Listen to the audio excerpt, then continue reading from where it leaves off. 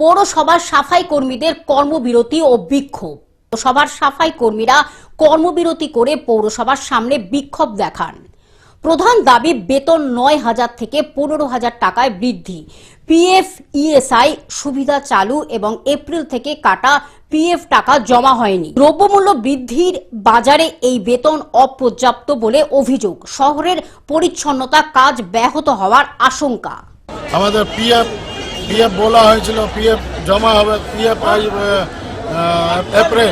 April মাস থেকে আমাদের PF কাটানো হয়েছে, সেই টাকাটা এখনো একটা জমা হয়নি, একটা টাকা আমাদের ফান্ডে জমা হয়নি। সেই টাকাটা নিয়ে আর তারপরে আমাদের আইডেন্টি কার্ড আই কার্ড, সেইটা ডুপ্লিকেট আমাদের আই কার্ড দেওয়া হয়েছে 6 মাসের জন্য।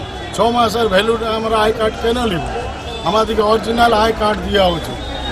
আর আমাদের বেতন আমাদের 15,000 টাকা বেতন চাই পিএফ এসআই কার্ডে। আমাদের এসআই নাই, এসআই আমাদের ক্যাজুয়াল, আমরা ডেলি বেচেস আজ কাজ করছি। এত দিন ধরে আমরা ডেলি বেচেসে কেন করব? আমাদেরকে कैजुअल करते हो। हम लोग आए हैं अपना मांग का विषय, कुछ हम लोग का मांग है, वो मांग है हम लोग का पीएफ नहीं है, एसआई नहीं है, हाँ। और हम लोग का पेमेंट जो है हम लोग का बहुत कम पेमेंट दे रहा है 9,000, तो वो पेमेंट बढ़ाने का मांग है। और 4 मांग, हम लोग का 4 मांग है। আসানসোল থেকে সৌমিত্র গাঙ্গুলির রিপোর্ট, গ্লোব নিউজ।